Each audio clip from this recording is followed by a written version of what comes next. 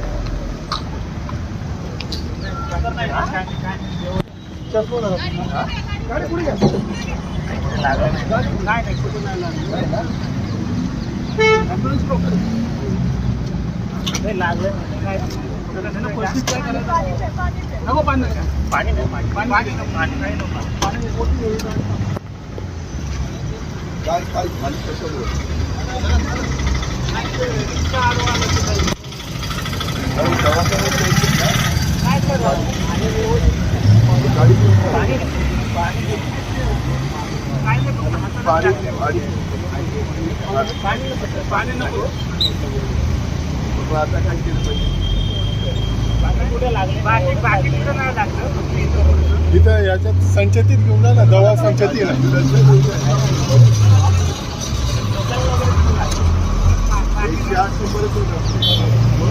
घेऊन जात.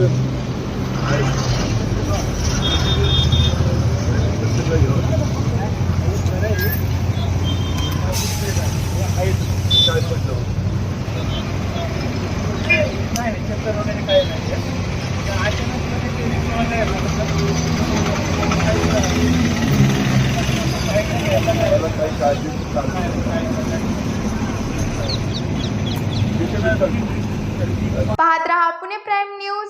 धन्यवाद.